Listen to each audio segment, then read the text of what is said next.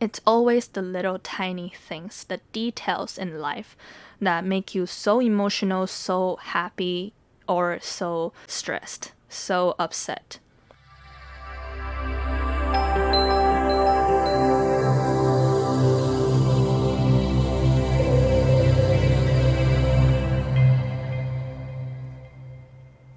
Welcome back to MidnightO2 Season 2, Episode 1. This is your host, Chiu. MidnightO2 is a podcast for those who cannot fall asleep at night and for those who love stories. Get comfortable and let's talk the night away. Hi guys, I'm back. Yeah, this is your host, Amy. And today I would like to introduce a little bit more about what Season 2 will be about. So, as you know, Season 1 was about people. I interviewed a lot of cool people doing acting and living passionate lives and chasing for what they want. And Season 2 will be more about love in the time of the pandemic. I didn't expect that COVID-19 would last this long. And there's still a lot of people who are suffering, having a hard time. So I decided to collect some of the great things, silver linings that are happening in the time of the pandemic. Hopefully, there are stories about self-love, love in between peers, love with career, love despite of hardships, and hopefully this could redefine love for you and also to give you a little bit hopes in this difficult time that we all face. So today, in the first episode, it's just me, and I like to share my personal stories with you. I will be telling you 4 things that I've learned in the time of the pandemic, and 4 things that I really didn't think about before COVID-19 hit. So the first thing is that COVID has taught me to cherish time and to cherish life.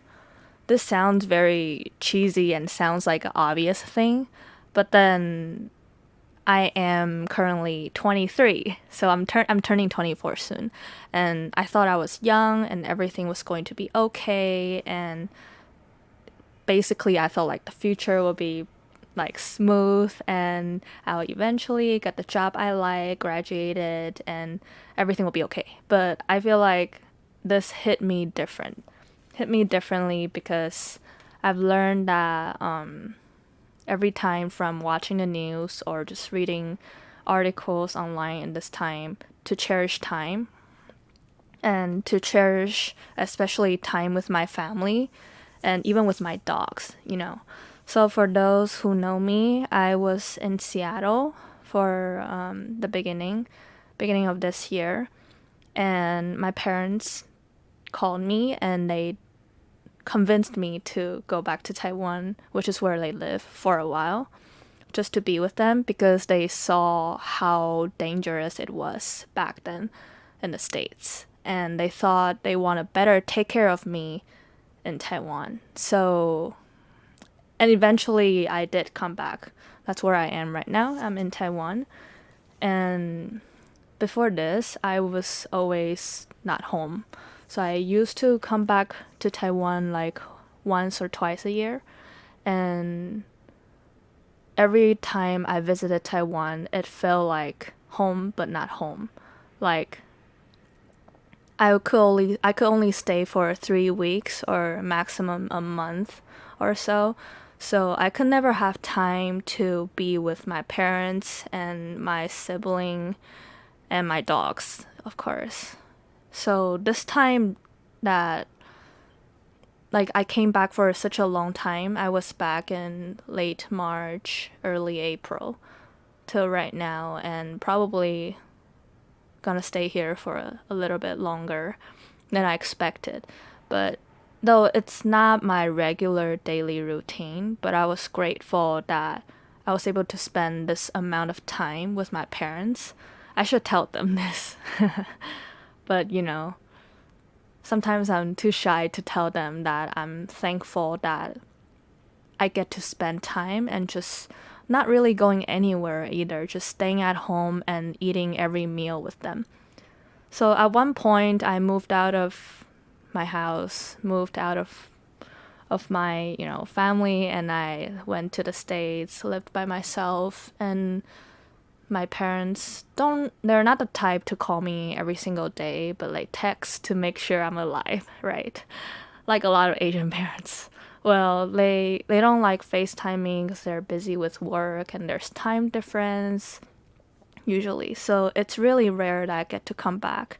So when I came back home, my parents would like prepare meals for me, and the extra pair of chopsticks that are on the dining table just always makes me feel like, wow, there are so many things that I've missed when the time, like over the years that I lived outside of the house. And just there are so many things that I missed. And you might think that internet is so convenient that it could solve everything, but I learned and realized that nothing beats like physical actually meeting each other in person. And my parents are never the type to say anything. They never said like, "Oh, I love you," stuff like that, like over the phone. They would just be like, "Okay, take care, have fun," things like that. So it's really nice I get to spend time with them when I'm back in Taiwan. Yeah. Also, I noticed how my parents are getting older and older. This makes me really sad that they're different from how I imagined them to be when I'm in Seattle. I just thought that, oh, they still look healthy, like walk well, they eat well. But then when I'm back in Taiwan, I realized that, oh, over the so many years that I've gone, and I could never really notice that, oh, they can't walk really fast anymore, and they need to wear the things. How do you say those things? Like the supporter that make their back go straight, and they take like medicine, stuff like that. There's just so many things that they probably didn't tell me because they probably thought I would be worried, but they're getting old, and since I'm growing up, right? So I'm becoming an adult, and just seeing the process and living through daily life, months over months, meals over meals, making me see that how important it is to cherish family members, although sometimes you might be in conflicts with each other due to different perspectives. But that's what I've learned. And honestly, I'm going to be honest with you, because at first, when I moved back, it was temporarily moving back. It was pretty difficult because I'm used to living by myself. So basically, having 24 hours all by myself, I get to control what time I want to do what thing and organize my work remotely, and have meetings at midnight to match the US time, stuff like that. But my parents, they were always like worried, or like, why do you have your door closed? Like they're so happy that I'm back, and they wanted more communication with me. And at first it was pressuring, but then me seeing so many people losing like love of their life just makes me appreciate and just be grateful for what I have.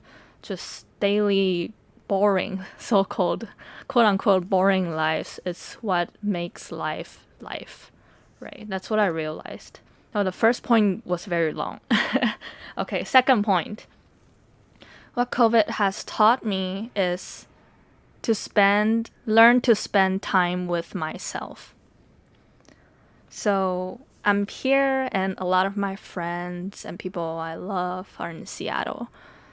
So I have a lot of time by myself, especially during the nights I cannot sleep. Other than recording this podcast or writing down ideas, I would just spend so much time by myself. And sometimes my friends ask me, "Aren't you not lonely? Don't you feel like you're alone, and what are you going to do, and what do you think, how do you deal with those lonely hours?" Because not every time that when you want to talk to people, they're always there. So there are so many times that I have to talk to myself, either in my head or just do something that makes myself feel happy. And as I grow older, I realized understanding oneself is really important. It will guide you to a better place. So, by understanding yourself, spending time alone with yourself, it has taught me to better cope with the stressful times and understand what are your weaknesses and what are your strengths, and to improve and to be better. I'm not really a positive person in general because I always think the worst situation at first. So when something bad happens, I could be okay with it. That was me most of the time. But then over this time of the pandemic, I realized I am stronger than I thought I could be. So when I miss my friends and people I love in the States, I write things down and I try to track my own thoughts and be conscious about the decisions that I make and be aware of the time be aware of the time I spend on either people or on the things that I do on a daily basis.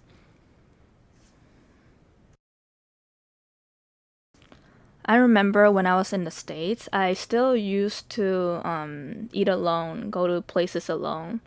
I once went to Disney by myself. Well, technically, my brother was there with me, but he was always at the stand eating hot dog, just waiting there for me. Because I was relatively young. I was like 14, but my parents wanted him to go with me. Anyways, off topic. I got on all the rides by myself and took myself to restaurants, took myself to places I wanted. It's just that I realized how important it is to spend time with yourself. These days, there's like hashtag like me time and a lot of, I think they're relatively cringy contents, but I realize those are true because no one will be there from beginning to the end, life wise. It's just you and you, so take care of yourself and take care of your body, which I'll talk about a little bit more later.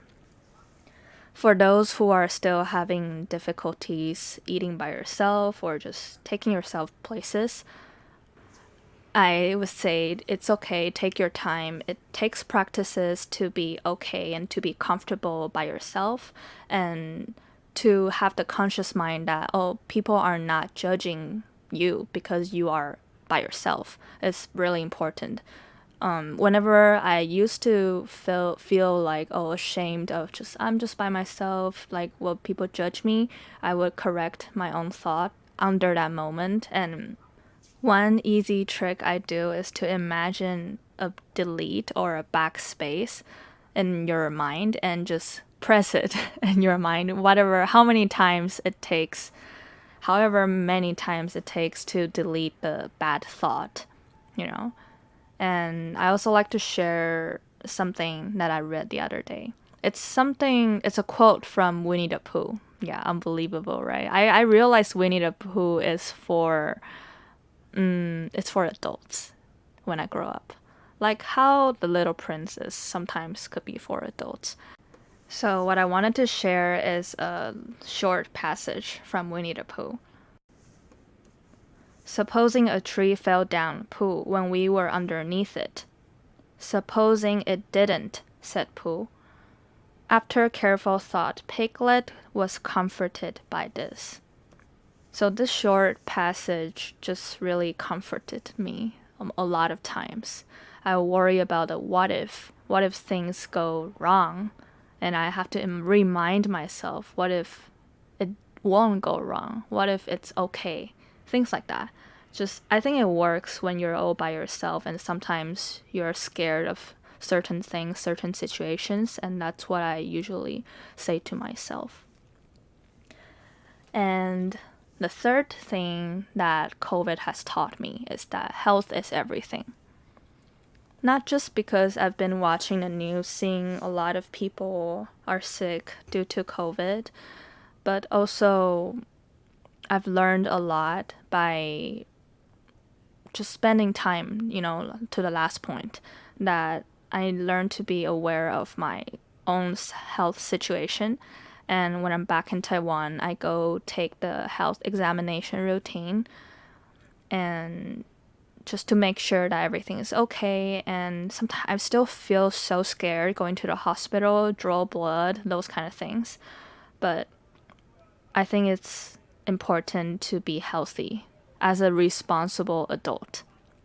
Because if your health goes down, it really hurts people who love you around you. Like, you could probably think that, oh, honestly, I don't even want to live that long. I know some people in our generation think that way because they know and they think that working hard doesn't make you go anywhere. It's really sad because I used to feel that way. But now I want to cherish myself and my own body just because I don't want to disappoint the people that love me. And I wish we would have better healthcare system in the States, honestly. That's also one of the reasons why I came back temporarily. Yeah, because my parents were pretty worried about me getting sick. And there's this quote that I've always been thinking. It says that when there's like 1 million, that's the number 1 million, and the 1 in the beginning of the 1 million represents your health, and the 000 that comes after the number is your career achievement, relationship status, power status, social status, those kind of things. So when you get rid of the 1 in the beginning, then all the zeros after it just don't count anymore.